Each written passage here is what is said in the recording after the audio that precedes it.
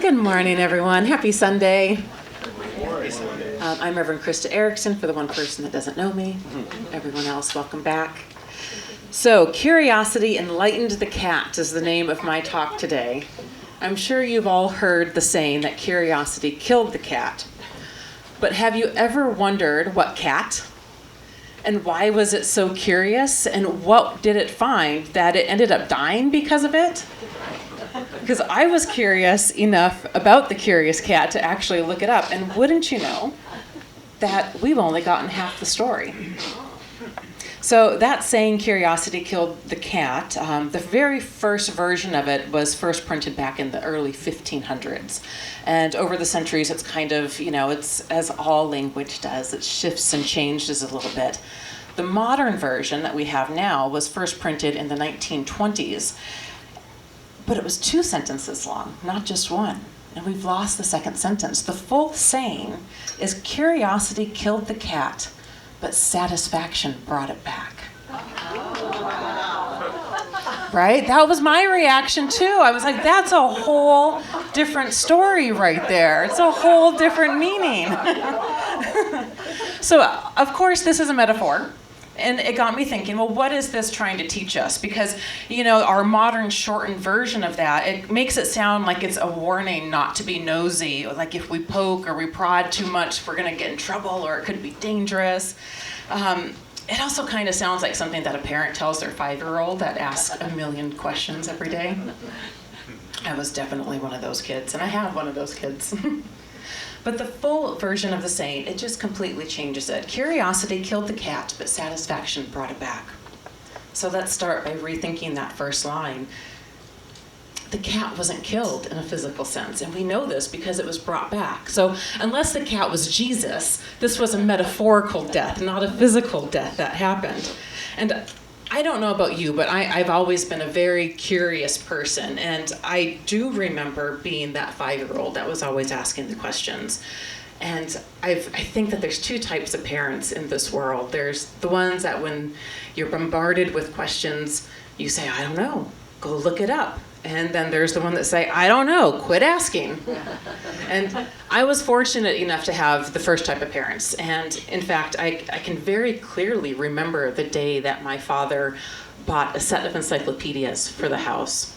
And I loved them. And again, this is the 80s, like TV was trash and there was no internet. And I would sit and just read the encyclopedias. If I had a question, my mom would say, go look it up. So I'd go down to the basement where the bookcase was, and I would just read. And the childcraft books too. Do you guys remember childcraft books? Oh, those are amazing. Okay.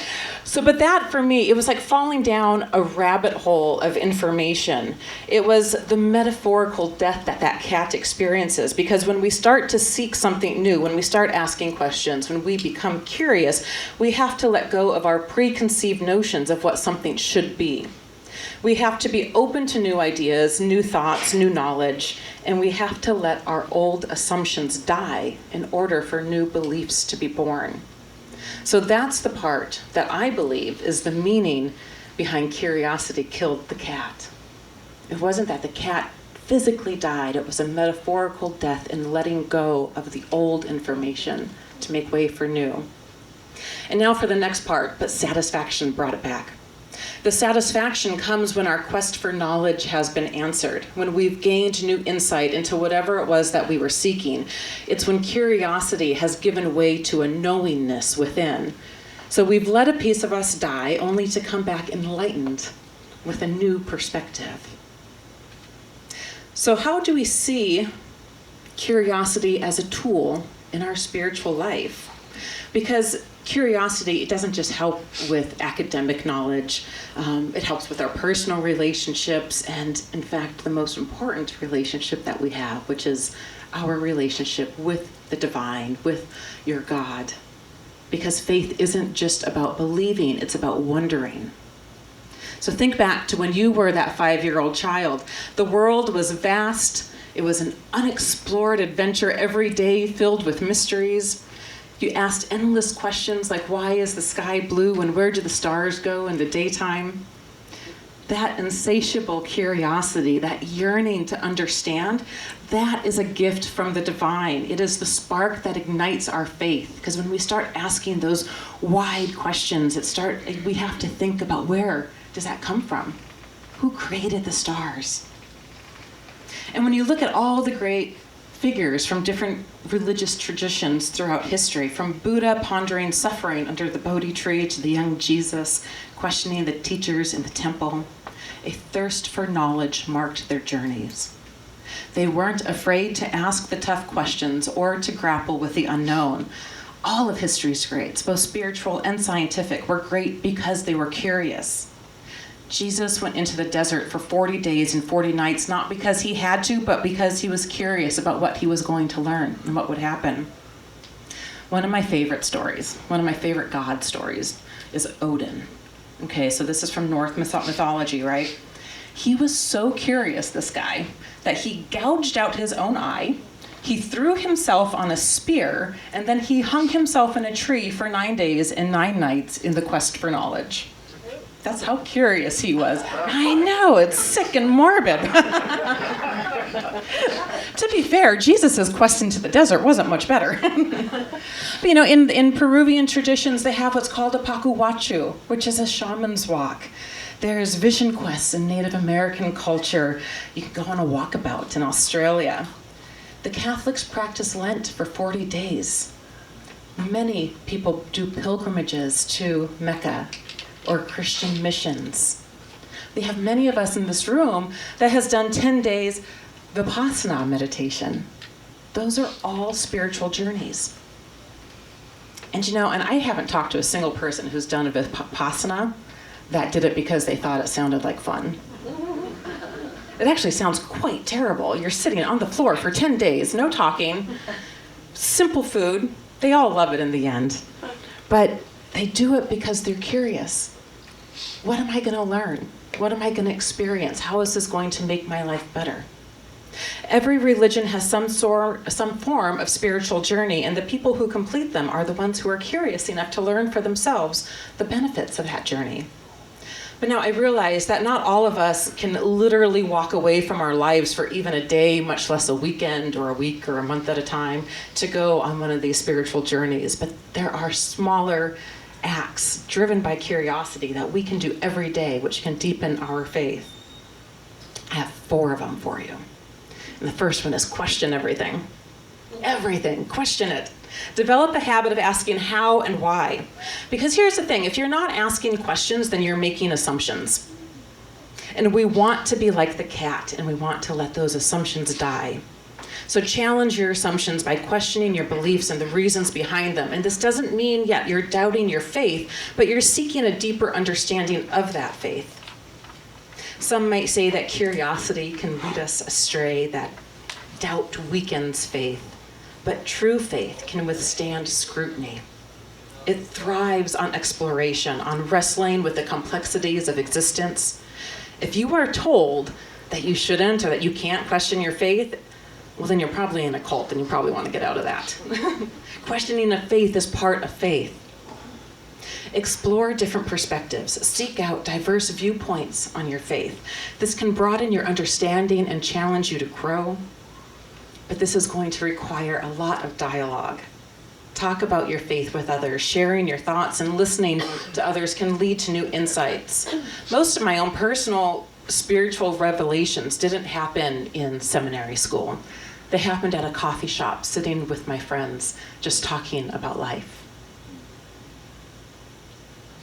And connecting with people from diverse backgrounds, diverse religions, will also help you to broaden your own faith. So question everything.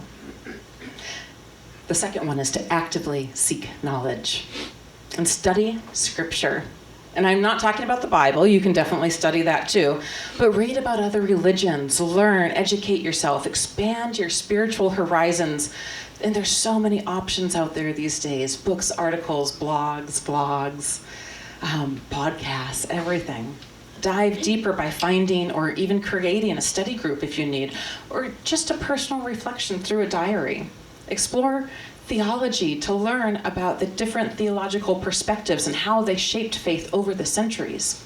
If you really want to go down an information rabbit hole, start researching why the specific books of the Bible were put in the Bible. It's a fun rabbit hole, and that's a whole other talk. But be open to new experiences, try new things, step outside your comfort zone, and explore different spiritual practices. You can attend different churches or religious gatherings, because experiencing different worship styles, it's not going to detract from what you already have. It can only add to it. A few years back, is everyone familiar with the NICE festival here in Norwalk? It's, I don't remember what it stands for. Anybody? I don't know. Okay. It's a great festival. It's a multicultural festival, and we had the opportunity. Tim and I went, and we had the opportunity to meet a group of members of the local Sikh temple, and they were tying turbans around everyone. And as they did it, they explained the purpose of it and why they do it. And first of all, those things are tight and they hurt. Like, that is something you got to get used to, wearing those things. But it was so beautiful learning the tradition behind it and the reasons why they do it, and how just the simple act of them putting a turban on every morning is a spiritual practice. And I have so much more respect and understanding for that practice now than I ever would have if I hadn't experienced it firsthand. You know, in another situation, 20 years ago, our friends got married, and they had a traditional Buddhist wedding, and it was all in Lao. I didn't understand a thing that was going on, and there were so many beautiful spiritual practices that were done that we were just kind of on the, flying by the seat of our pants learning. And one of them is honoring your elders by being physically lower than them. And the bride's mother, who was the oldest, was immobile and was sitting on the floor the whole day. So anytime you were in the room with her, we literally had to get on our hands and knees and crawl, which is especially difficult for Tim at 6'3", because even when he's crawling, he was still taller than this little 5-foot woman who was sitting on the floor. And there was a part after the ceremony where everyone got up, and it was just so much chatter, and all of a sudden people are grabbing your wrists and they're tying these red and white strings around your wrist, and they're talking to you, but I don't understand what they're saying. So I pulled one of the cousins aside, one of my friends, and I'm like, what are they telling me? And she goes, oh, they're wishing you many, many happy, healthy children. I'm like, tell them to stop. I didn't want children at that point in my life. I kind of walked around like this for the rest of that afternoon. Nobody's touching my wrist anymore. But again, these are experiences that it doesn't matter if somebody tells you about that unless you experience the beauty of the practice. There's just such this deep understanding that comes along with that experience. So experiencing a different faith, it's the quickest way to learn about it, and it doesn't have to even be a different faith. Experience something new in your own faith that you haven't done yet. Here at Unity, we have a lot of spiritual practices, and they're all very personal, whether that's a diary or meditation or song. Song is definitely a spiritual practice here at Unity Center of Norwalk. You can incorporate these into your own life. Okay, so question everything, actively seek new knowledge. The next one is experience divine creation. Spend time in nature. Observe the beauty and complexity of the world around you, because this will deepen your appreciation for God's creation, and it will spark wonder. You know, I hike a lot recently, and I hike a lot forever, but recently we found a field of ghost pipe flowers, and I posted some pictures on social media, and I was shocked at how many people had never heard or seen of these flowers before. And that awe and wonder that was sparked just by posting that, it reignited my awe and wonder. And to be fair, I don't know if anybody bothered to Google them to see how magical these little flowers are, because they truly are just magical. But just that simple act of seeing someone else's awe and wonder can reignite it within yourself as well. We can also experience divine creation by engaging in service and helping others in need. You know, a lot of people will say that they do volunteer work because they like helping others, which I'm sure is absolutely true. But they also do it because they like the way it makes them feel. Because if we didn't like the way it made us feel, we wouldn't do it, right? Because experiencing the impact of your actions can actually strengthen your faith. It reminds us that we are all one in this thing called life together. Practicing mindfulness is another way to experience divine creation, paying attention to the present moment. This will help you connect with God's presence in your life, and it can look like many things. All those spiritual practices we just mentioned, meditation, journaling, just sitting and pondering. When was the last time you just sat and thought? Without distraction, without your phone, without noise in the background. These practices can help focus and reflect on your thoughts, and even just observing your surroundings, seeing the details of your environment. You know, in all the spy movies, you see these spies and they're always tested like, oh, okay, we're gonna go walk on down the street, and then somebody asks them, what was the license plate of that car? How many women just walked behind you? Where was the woman with the purple purse going? You know, because I used to think that was so cool when I was growing up. So cool that somebody could be that observant, you know, that like, oh, I want to do that. I want to have the observance of a spy. So it does sound exhausting, you're right. But it also sounds intriguing to me to be so aware of what's going on around you, to be able to pick out those details in life that everyone else just glosses over because they're so focused on something else. That is a spiritual practice, because you're getting to know yourself. Because when you get to know others, you're getting to know God, because we're all one. And when you are with others, it means practicing active listening, fully engaging in conversations without interrupting, because it's the act of observing the here and now. And in my experience, that has never not just filled me with gratitude and appreciation and amazement at the wonders of the divine. So question everything, actively seek knowledge, experience divine creation, and finally, embrace doubt. Because it can be difficult, if not downright scary, to question your beliefs, especially if you've held them for your entire life. Sometimes our reaction to new information is to immediately deny it so that we can stay safe in the comfort of our thoughts. But it's perfectly normal, and it's okay to have doubts, even if they're about your faith, because that can be the catalyst for growth. Sometimes it takes just one idea to completely change your view on a religion. For me, that happened when I was young and in the Lutheran church. I just could not get behind this idea that God was going to deny access to heaven to anyone who wasn't baptized. I couldn't do it. Pastor Pete and Pastor Tom, God bless those men. They were so incredibly amazing and so patient with me. And I questioned everything. You know, but what about the babies that don't even come out of the hospital? What if the priest can't get to the room in time? What about the families that don't live in a Christian-based country and they don't even know about God? Those were my questions.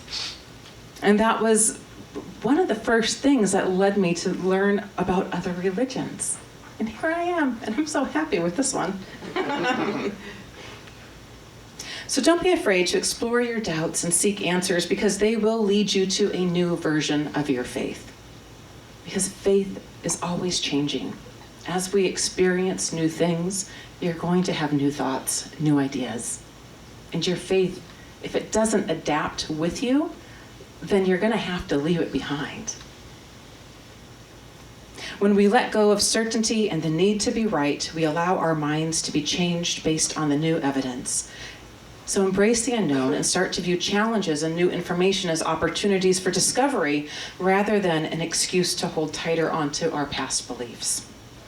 But most importantly, we have to trust the process and know that the faith journey is a lifelong process of discovery. You know, what I believed as a child is different than what I believed as a teen, which is different than what I believed in my 20s, which is different than what I believe now.